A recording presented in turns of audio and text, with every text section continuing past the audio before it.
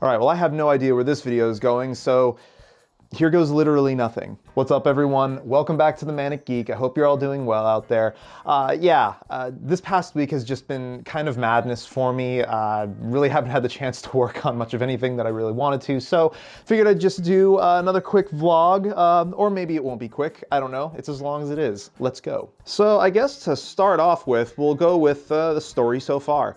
The new filming configuration is working out really well for me, I'm finding. I really like, actually, the lighting the way I have it configured right now. The last video that we had up with the Celsius Plus heat sinks, which I still have to put up correctly.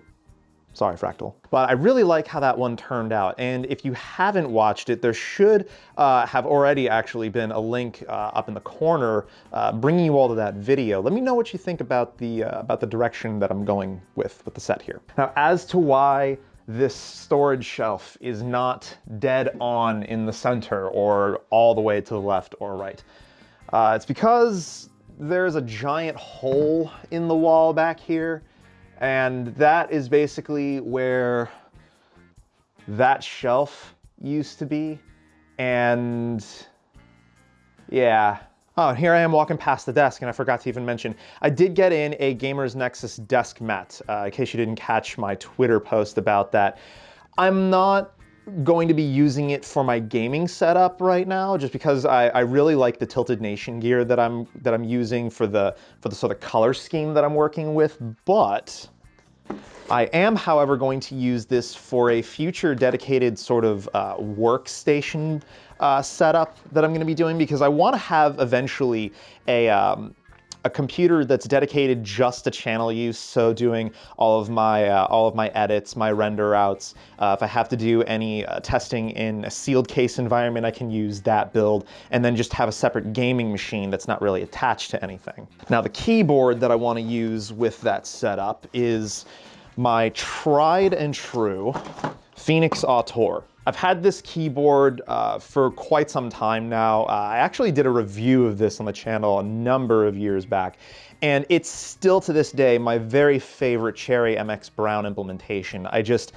These are the nicest feeling brown switches that I've ever used, and it's a shame that I'm not using this keyboard anymore because, again, I really like it, but want to spruce it up a little bit, so I'm going to be getting a cap set probably that helps this match up with the desk mat here a little bit better. Sound off in the comments below. What kind of color scheme would you go with for a keyboard to match this desk mat? Also been working on another sort of interesting project here. This is just one example of the many more of these sheets that we have. If you follow me on Instagram, we go through a lot of craft beer in this household. We are huge, I guess you would say, evangelists of craft beer and the sort of craft beer culture in general. And what we've decided we want to do is, rather than save like empty bottles or cans and display that, because that's just a little tacky and takes up more room than we would like, we are instead saving labels, and we plan on making a poster using these labels. Also, finally getting back to this ancient project of mine. This is an old Sega Nomad. If you've never heard of this, I can't say I blame you. I honestly hadn't heard of this console until a friend of mine that works in the same industry I do told me that he had one of these and he was looking to do a modification to his. So what we are doing is eliminating the need for the giant battery pack this thing usually requires, and replacing it with two internally mounted lithium-ion batteries that are rechargeable. This is going to create a lot of weight reduction for the Nomad, and it's going to create a lot more battery life as well. Now, the other modification we're going to be doing, and this one is admittedly a bit more frightening for me personally, we are going to be removing the OEM display that came with this, because frankly this thing is no longer usable, and replacing it with a more modern LCD display. This should bring back a lot of the color vibrancy and the accuracy for the games. And yeah, hopefully it makes it a better experience. We were originally going to try and fit some some 2-channel stereo sound into this thing. I'm not as confident I'll be able to complete that part of the modification, but time will tell. Sound off in the comments below if you'd like to get a little bit more information about this console and why I would want to do this mod in the first place. I also finally am at a place where I can start getting things sorted with my test bed area here. It's a haggard mess, and I need to figure out some better storage solutions for some of the things that I need to access more frequently. But true story, I actually was having this strange problem with my B450 Tomahawk Max that I use. For whatever reason, this 2600 and this kit of OCPC extreme performance memory that I use for this test bench would not run at XMP. They would not run at manual settings that reflected XMP. They would not run at anything other than stock JEDEC standard of 2133 megahertz. Have no idea what was going on with that. And then one day it randomly stopped doing that and just started working. I updated the BIOS anyway with it. Everything's working fine now. Now I have a little bit more confidence in CPU performance with this platform, but it's still a work in progress. You know, I'm removing as many bottlenecks as I can, and again, working on getting this set up a lot more efficient for future content pieces. Now, the chassis itself for this is also going to become a mod project at some point. If you don't recognize it, this is what remains of the old Antec P8 that I reviewed a little while back on the channel. I've already started in on a couple of the things that I wanted to do to it. I drilled out the rivets all along the roof panel, and I've replaced them with replaceable fasteners system, so I can actually remove this roof panel entirely if I want to. But the goal here is to basically kind of turn it into a sort of fancy open air build. So yeah, as and when I get the resources and time to tackle that project, I'll be making videos on that as well.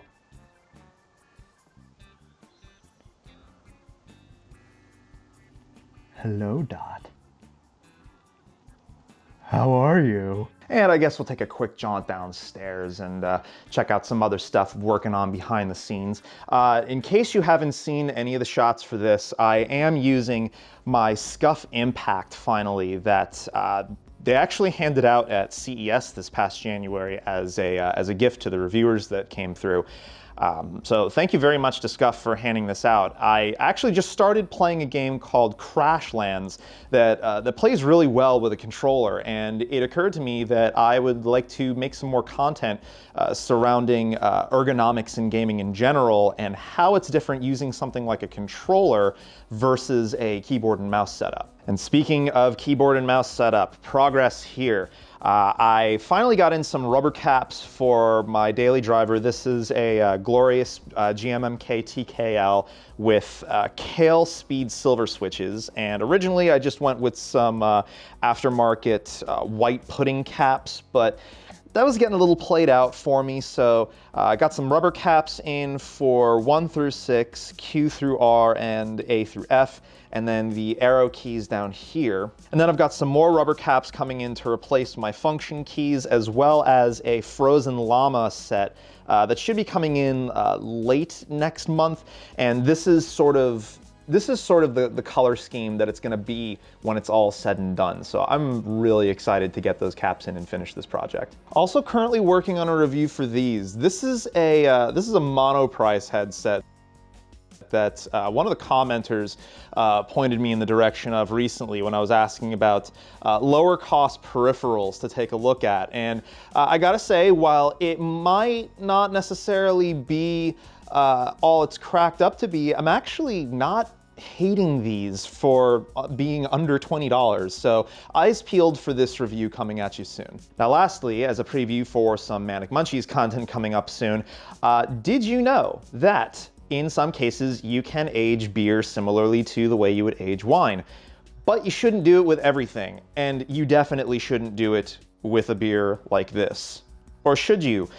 These are 42 42 and 44-year-old bottles of beer that were supplied to the channel from John over at Hops and Brews. I'll go ahead and throw a link to his channel down in the description if you're digging some really good craft beer reviews. But I'm going to be popping these open, giving them a taste, and seeing exactly how much I hate life afterwards. Now, to close this video out, I just want to give a huge thank you to everyone that's been watching my content over the course of the past several months, and honestly, even going as far back as the start of this channel. The past couple of months have seen growth that I didn't think I would ever see on this channel. And while it's definitely nothing like super exciting to write home about, it's still showing me a lot of things about what all of you do and don't like about my content. It's also showing me some interesting things about engagement stats, like my viewer retention times and things like that. So what I need to do now is go a little easy on my content for the next couple of weeks so I can give myself some time to step back and sort of assess where I want the channel to go moving forward, because I want to keep this growth going. I want to keep on making more of the content you all want to see. So sound off in the comments down below. If there's any videos of mine that you all have watched in recent history that you are a big fan of, just drop a quick line and let me know what it is about those that you liked. And last but certainly not least, give a thumbs up if you liked what you saw. Make sure you hit that subscribe button and that bell icon so you're notified every time I upload fresh content for you. And I'll catch you all next time. So take it easy.